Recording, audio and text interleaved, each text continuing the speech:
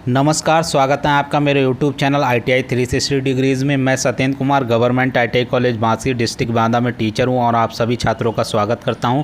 और साथ में ही आप सभी छात्रों के हेल्प के लिए मैंने चैनल चलाया है। यदि किसी ने अभी तक चैनल को सब्सक्राइब नहीं किया, सब्सक्राइब कर लें। आज का मेरा ये जो है ऑनलाइन मॉडल पेपर जो है वो इंजीनियरिंग ड्राइंग का है और 4th मॉडल पेपर है। फर्स्ट ईयर के लिए मैं अभी बना रहा हूँ, उसके बाद मैं जो है सेकेंड ईयर के लिए स्टार्ट करूँगा। मैं भी नेक्स्ट वीक में स्टार्ट कर सकता हूं सेकंड ईयर के लिए।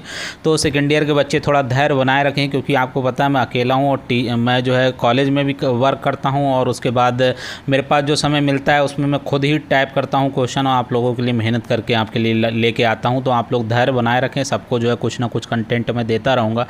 आशा करते हैं आप लोग धैर्य बनाए रखेंगे। चैनल को सब्सक्राइब नहीं किया, सब्सक्राइब कर लेंगे। चलिए वीडियो स्टार्ट करते हैं। मॉडल पेपर नंबर 4 जो है स्टार्ट करते हैं। पहला question, size of the title box. जो ड्राइंग सीट होती है जब हम ड्राइंग बनाते हैं तो देखिए यहाँ पर एक टाइटल बॉक्स बनाते हैं जिसमें बहुत सारी इन्फॉर्मेशन होती है कि ड्राइंग कब बनी, किसने बनाई, अगर कोई रिवीजन है ड्राइंग में तो क्या रिवीजन है, फर्स्ट एंगल बनी, थर्ड एंगल बनी, क्या मटेरियल है, क्या अदर सावधानियाँ हैं, वो सारी चीज़ें यहाँ पर यूज होती हैं। तो एक टाइटल बॉक्स में लिखना पड़ता है किस कंपनी के लिए बनाया है, कौन इंजीनियर बनाया है। तो यहाँ पर एक टाइटल बॉक्स होता है तो लिखा है कि उस टाइटल बॉक्स का साइज़ क्या होता है। तो देखिए जो टाइटल बॉक्स का जो मेन साइज़ होता है बड़ी ड्राइंग शीट के लिए, जैसे A3 और उससे ऊपर के लिए A2 के लिए, A1 A0 के लिए, वो होता है ऑप्शन डी 185x65 मिलीमीटर। तो ये ऑप्शन डी सही है। आगे बढ़ते हैं, आते हैं क्वेश्चन नंबर 2 पर। क्वेश्चन नंबर 2 है कि एक यहाँ पर स्केल दिया है, स्केल दिया है 1:10,000। ये स्केल जो है लिखा है कि इनलार्जिंग स्केल है, तो ट्रू और फॉल्स में बताना है। तो देखिए इसमें जो ऑप्शन सही है वो है फॉल्स, क्योंकि ये इनलार्जिंग स्केल नहीं है, ये जो है डिप्रेसिंग स्केल है, मतलब घटते क्रम में है, बढ़ते क्रम में नहीं है। जैसे इसका मतलब ये हुआ कि हम जो है किसी पार्ट को उसका 10,000 गुना जो है वो छोटा करके ड्राइंग पे बना रहे हैं, ये इसका मतलब हुआ। तो ये फॉल्स स्टेटमेंट है। आगे बढ़ते हैं, आते हैं क्वेश्चन नंबर 3 पर। क्वेश्चन नंबर 3 ये है कि जो सेंटर लाइन है और जो सेक्शन लाइन है वो कौन सी पेंसिल के द्वारा खींची जाती हैं। तो सेक्शन लाइन और सेंटर लाइन जो है वो 3H और 4H पेंसिल द्वारा हम खींच सकते हैं, जो है ड्राइंग बना सकते हैं उसकी। और आगे बढ़ते हैं, आते हैं क्वेश्चन नंबर 4 पर। यहाँ पर लिखा है कि ये जो लाइन है, जो इस टाइप की लाइन होती हैं ड्राइंग में यूज की जाती हैं, ये किस लिए यूज की जाती हैं, इसका क्या मतलब हुआ। तो इस जो है लाइन का मतलब बताने के लिए बोला है। तो क्वेश्चन नंबर 4 का सही आंसर है option A, long break line बोलते हैं इसको। जब पार्ट कोई बहुत लंबा होता है, तो जैसे मान लो कि 1000 जो है मीटर लंबा है, तो उसको हम इस टाइप से दर्शाते हैं। आगे बढ़ते हैं, आते हैं क्वेश्चन नंबर 5 पर। क्वेश्चन नंबर 5 में लिखा है कि इस ड्राइंग इंस्ट्रूमेंट का नाम बताएं क्या इस ड्राइंग इंस्ट्रूमेंट का नाम है। तो ये देखिए ड्राइंग इंस्ट्रूमेंट जो है वो सेट स्क्वायर है, आप देख के आपको अच्छे से याद होगा इसके बारे में।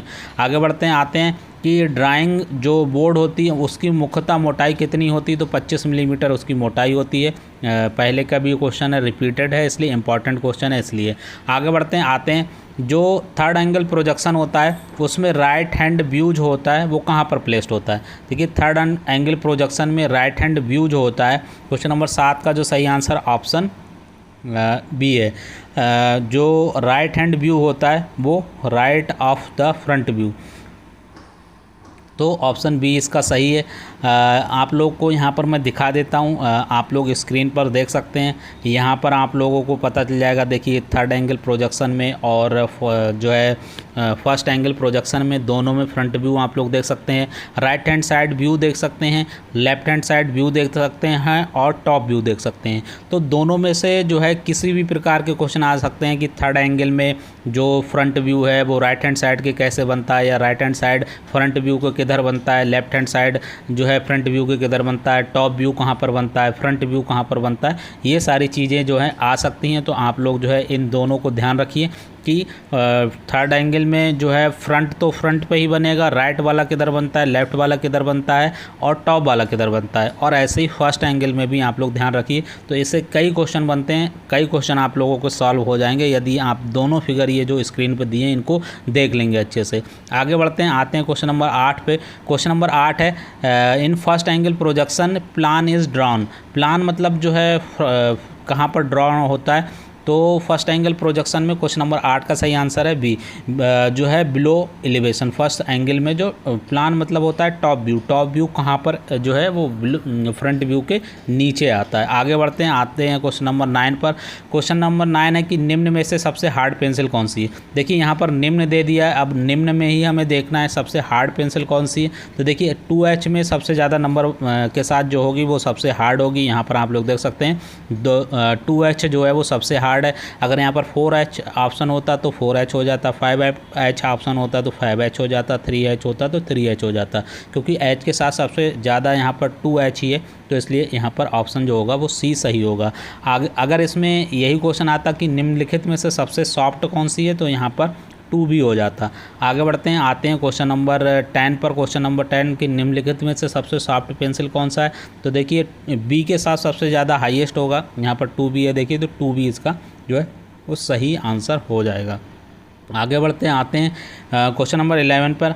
जो घड़ी के पार्ट्स होते हैं उनकी ड्राइंग बनाते समय किस प्रकार की जो है स्केल प्रयोग की जाती है। तो उस समय जो है वो इन लार्ज स्केल प्रयोग की जाती है, क्योंकि ड्राइंग के पार्ट्स जो होते हैं बहुत छोटे होते हैं, उनको हमें ड्राइंग पे बड़ा करके बनाना पड़ता है ताकि हमें अच्छे से दिख पाए, ड्राइंग भी बन पाए, तो इसलिए उसको इन लार्ज मतलब बड़े स्केल में बनाना पड़ता है। और आगे बढ़ते हैं, आते हैं क्वेश्चन नंबर 112 मतलब 12 पर।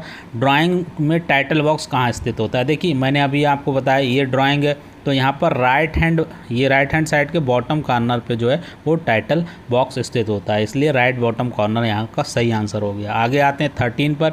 ये चिन्ह है 21 एंगल प्रोजेक्शन का है, तो क्वेश्चन नंबर 13 का सही आंसर है option C, third angle projection का है।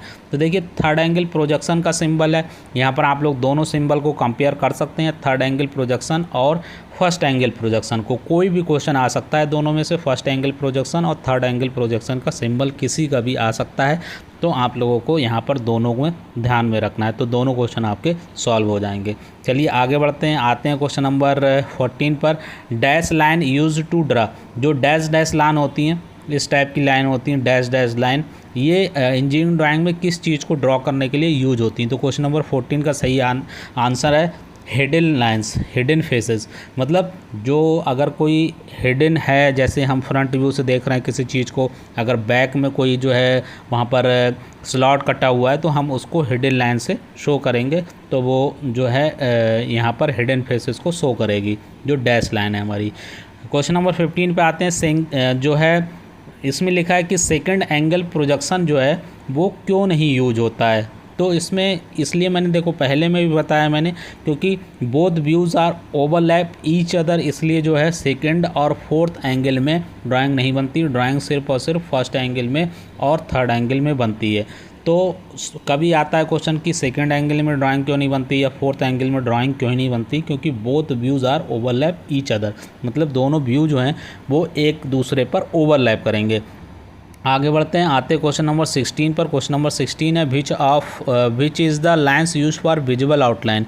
जो विजुअल मतलब आँख से देखने वाली हैं, जैसे कोई चीज़ आपसे दिख रही है फ्रंट से, तो उसको किस लाइन द्वारा हम लोग जो है वो दर्शाएंगे, ड्राइंग शीट पर किस लाइन द्वारा हम उसको खींचेंगे। तो 16 का जो सही आंसर वो है continuous thick line. Continuous thick line मतलब जो हमें विजुअल एज है वो मोटी जो है और कंटिन्यूस लाइन से खींचना है ड्राइंग शीट पर जब हम ड्राइंग बनाते हैं। आगे आते हैं क्वेश्चन नंबर 17 पर, कि यहाँ पर लिखा है ड्राइंग बोर्ड की वर्किंग एज पर निम्नलिखित में क्या फिट किया जाता है। तो वर्किंग एज पे इबोनी फिट की जाती है। और आते हैं क्वेश्चन नंबर हम 18 पर। टी स्क्वायर के ब्लेड स्टॉक के बीच की दूरी बहुत इंपॉर्टेंट क्वेश्चन है। देखिए मैं बार बार बोल रहा हूँ, ये आपको अब तक याद हो जाना चाहिए, 90 डिग्री। आगे बढ़ते हैं, आते हैं क्वेश्चन नंबर 19 पर। टी स्क्वायर की सहायता से रेखाएं खींची जाती हैं, हॉरिजॉन्टल रेखाएं खींची जाती हैं। आगे आते हैं क्वेश्चन नंबर 20 पर, जो है प्रोटेक्टर की आकृति कैसी होती है। देखिए प्रोटेक्टर की आकृति यहाँ पर आप लोग देख सकते हैं, जो है हाफ सर्किल आकृति होती है। तो आशा करते हैं ये भी 20 क्वेश्चंस का इंपॉर्टेंट सेट है, आप लोगों को साथ में याद भी हो गया होगा। 1 2 3 4 क्वेश्चन इसमें रिपीट होंगे तो वो भी इंपॉर्टेंट क्वेश्चन है। साथ में आपको अगर पहले भी आप मॉडल पेपर लगाए होंगे 3 तो उनसे आपको याद होता गया होगा।